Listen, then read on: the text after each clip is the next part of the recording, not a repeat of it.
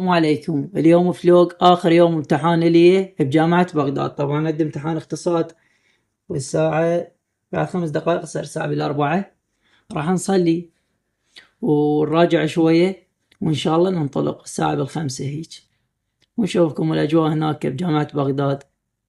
طلاب السادس شلونهم بالامتحان. وهنا وصلنا جامعة بغداد تقريبا الساعة 5:30، وهاي باب الجامعة كلكم تعرفون.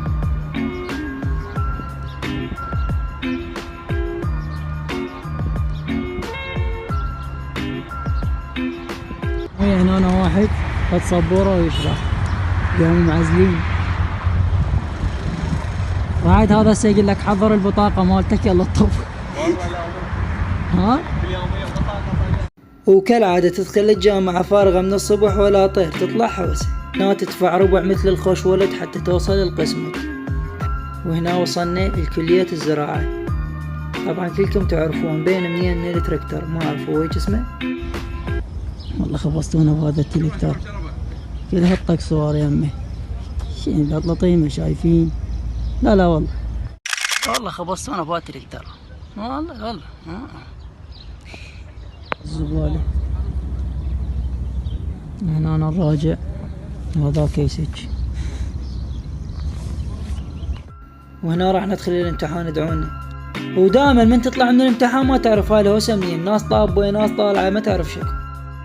بما انه خلصنا من الامتحان خلنا ناخذكم فرة بالجامعة. من يداوم هنا بكلية العلوم كتبونا بالتعاليق.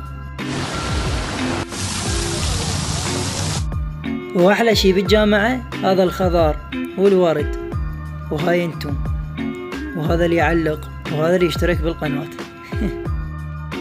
وهذا البرج طلابته طلابه، ما اعرف شنو سالفته، حسبوش كم طابق. وتعرفون كالعادة دفع ربع. رجعنا لباب الجامعة كتلنا القهر. وبيبا جامعة بغداد شوف ايش بالدور الثاني. طبعا رجعت من الامتحان كلش تعبان، سبحت وزينت اللحية لفيت رأسه ونمت. قعدت هسه بادي من الليل. رجعت اكمل لكم الفلوق. والهنا انا وينتهي الفلوق. حطلنا لايك اذا عجبك، وعلق لنا تعليق حلو مثلك في مال. نسيت انتظرونا في فيديو راح انظف بيه الغرفة ابو علي، هو مال الملابس، اللي هو مال دراسة، شخابيط. هذا النعوج، البنكات واقفة كلهن وساخ. اخر فترة قمت حتى ما اقرب الغرفة، انزل جوا اقرا يمه لان سندويش حارة تصلخ صلخ. هاك ابو علي هسه ابو عوي. شايف شباب كلها وسخ وحارة تصلخ. نكنس القاع، ننظف هاي الهوسة كلها.